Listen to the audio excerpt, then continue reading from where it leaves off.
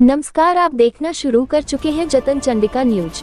मैं आपकी होस्ट मौली राठौर। आइए देखते हैं 1 जुलाई से लागू होने जा रहे 3 नए कानून के संबंध में जानकारी देने कार्यशाला का हुआ आयोजन। देश भर में 1 जुलाई से लागू होने जा रहे 3 नए कानूनों के संबंध में जानकारी देने के लिए नगर निगम के सभागार में कार्यशाला का आयोजन किया गया, जिसमें एसडीएम, अतिरिक्त पुलिस अधीक्षक, नगर निगम आयुक्त सहित जनप्रतिनिधि और गणमान्य नागरिक शामिल हुए। 1 जुलाई 2024 से पुराने आपराधिक कानूनों की जगह पूरे देश में 3 नए आपराधिक कानून लागू होने जा रहे हैं, जिसमें भारतीय न्याय संहिता 2023, भारतीय साक्ष्य अधिनियम 2023 और भारतीय नागरिक सुरक्षा संहिता 2023 शामिल है। इन नए कानून की जानकारी देने के लिए राजनांदगांव नगर निगम सभागृह में एक कार्यशाला का आयोजन किया गया, जिसमें राजनांदगांव एसडीएम अतुल विश्वकर्मा, अतिरिक्त पुलिस अधीक्षक मुकेश ठाकुर, नगर निगम आयुक्त अभिषेक गुप्ता सहित स्थानीय जनप्रतिनिधि और गणमान्य नागरिक शामिल हुए। कार्यशाला के दौरान अतिरिक्त पुलिस अधीक्षक मुकेश ठाकुर ने नए कानून के संबंध में जानकारी दी। इस दौरान उन्होंने बताया कि सीआरपीसी, आईपीसी, साक्ष्य अधिनियम के पुराने कानून नए कानून से बदल जाएंगे। नए कानून के प्रावधान के तहत किस तरह से एफआईआर की जाएगी, नए कानून में कौन सी धाराएं जुड़ी है, कौन सी धाराएं हटाई गई है, इसकी जानकारी दी गई। वहीं एफआईआर के संबंध में भी बताया गया। अतिरिक्त पुलिस अधीक्षक मुकेश ठाकुर ने बताया कि एफआईआर विभिन्न इलेक्ट्रॉनिक संचार माध्यमों के जरिए किया जा सकता है। लगभग 150 साल पुराने आपराधिक कानूनों की जगह अब 3 नए आपराधिक कानून लागू होंगे, जिसको लेकर आयोजित कार्यशाला में उपस्थित लोगों ने अपनी जिज्ञासाओं के तहत विभिन्न सवाल किया, जिसका जवाब अतिरिक्त पुलिस अधीक्षक और कार्यशाला में उपस्थित एसडीएम द्वारा दिया गया। वहीं कार्यशाला के दौरान बताया गया कि जालसाजी करने जैसे धारा 420 अब नई धारा के तहत 316 हो जाएगी। वहीं हत्या की धारा 302 की जगह 101 और दुष्कर्म की धारा 376 अब 63 हो जाएगी। इस तरह से नए कानून में कई धाराएं बदली गई है और जनता के हित और अधिकार को लेकर कई सरलीकरण नए कानून में किए गए हैं। जतन चंडिका न्यूज के लिए रायपुर से मनोज राठौर और राजनांदगांव विशेष सहयोगी की खास रिपोर्ट। कार्यशाला के संबंध में बताएंगे, किस तरह की जानकारियाँ देंगे? जैसा कि आपको विदित है कि 1 जुलाई से पुराने जो कानून है हमारे सीआरपीसी, आईपीसी, एविडेंस एक्ट है, वो नए कानूनों से रिप्लेस हो जाएंगे बीएनएसएस, बीएनएस और भारतीय साक्ष्य अधिनियम के द्वारा। इसी के संबंध में परिचर्चा करने के लिए यहाँ पे जनप्रतिनिधिगण, पार्षदगण और नगर निगम के स्टाफ और गणमान्य नागरिक के बीच में चर्चा की गई थी, जिसमें हम नए प्रावधान जो हैं, कैसे एफआईआर ली जाएगी, गिरफ्तारी कैसे की जाएगी, ईएफआईआर के क्या चांसेस होंगे, नए कौन सी धाराएं जुड़ी हैं, कौन सी धाराएं हटी हैं, इसके संबंध में चर्चा की गई थी। माहौल बड़ा सकारात्मक था, काफ़ी सहयोग प्राप्त हुआ।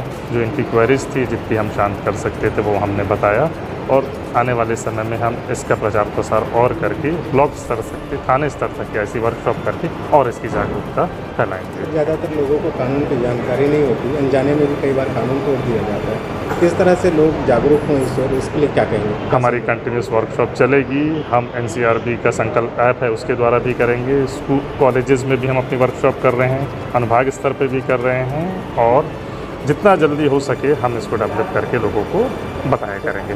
प्रमुख रूप से क्या बताया गया, कुछ की तारीख वगैरह के बारे में? प्रमुख रूप से जो नई चीज़ें आपको मिली हैं, ईएफआईआर का जो प्रावधान बना हुआ है कि जिसके द्वारा इलेक्ट्रॉनिक कम्युनिकेशन के माध्यम से भी एफआईआर कर सकते हैं, इसके बारे में बताया गया। मॉब लिंचिंग जो आ गया है, पेटी ऑफेंसेस आ गए हैं, इनके बारे में जानकारी दी गई है। जो जनरल न्यूट्रलाइजेशन आया है, जो बच्चे जो हैं उनको बालक शब्द इस्तेमाल किया गया है, जिसमें अब लड़के भी आएंगे, लड़कियां भी आएंगे और उभयलिंगी भी आएंगे, और कुछ महिलाओं और बच्चों के संबंध में जो अच्छा कार्य हुआ है वो भी बताया गया उसमें। ऐसे इनमें सख्त प्रावधान लागू हुए हैं, जिसमें अगर बच्चों का इस्तेमाल आप वेश्यावृत्ति के लिए भी कराते हैं तो इसमें भी सख्त से सख्त सज़ा दी जाएगी। पुलिस को जो प्रिलिमिनरी इंक्वायरी का पावर मिला है और पूर्व अनुमति की जो सूचियाँ मिली हैं, जिसके तहत हम नए तरीके से काम कर पाएंगे, इसके बारे में भी बताया गया। Thank you. सर, आज जो आयोजन हो उस समय आज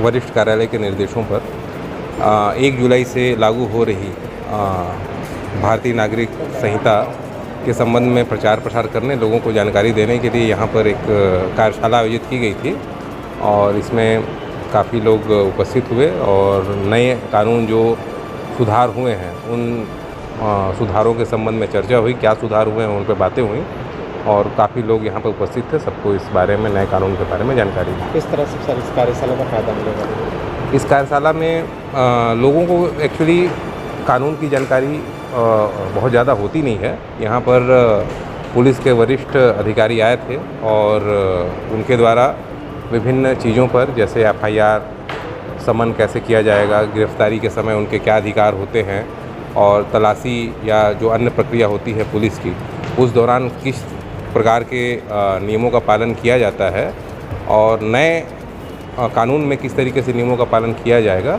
उन सभी पर प्रकाश डाला गया है। तो लोगों को काफ़ी कानून के बारे में अभी जानकारी इस कार्यशाला से हुई।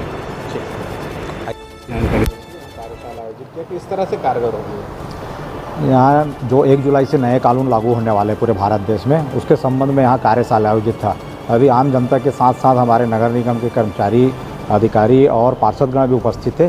सबको बताएगा जो मैं समझा हूँ नए कानून में, वो मैं बतलाना चाहूँगा कि आपको उसमें व्हाट्सएप के माध्यम से एफआईआर दर्ज कराने की जो है सुविधा दी गई है। मॉब लिंचिंग जैसे जो एक साथ झुंड में लोग अपराध कर रहे थे, उसको लेकर के जो है कानून में प्रावधान किए गए हैं। ऐसे बहुत सारे कानूनों को जो है लचीला बनाया गया है और आम जनता से जोड़ने का प्रयास किया गया है। पुराने कानून जो थे हमारे, वो अंग्रेज़ों के ज़माने से लगातार चले आ रहे थे। बहुत लोगों को उसमें समझ नहीं आता था कि भारतीय जो परिदृश्य है उसके हिसाब से है कि नहीं है, क्योंकि ये अंग्रेज़ों का बनाया हुआ कानून था और अंग्रेज़ भारत में शासन करने के लिए उसका उपयोग करते थे। अब भारत में तो भारतीयों का शासन है, लोकतंत्र है, तो नया कानून जो मैं समझा उसके हिसाब से लोकतांत्रिक पद्धति को ध्यान में रखते हुए लचीला किया गया है। आम जनता को ज़्यादा से ज़्यादा कानून का लाभ मिल सके और कानून के द्वारा उनके साथ न्याय किया जा सके, इस ओर ध्यान दिया गया है।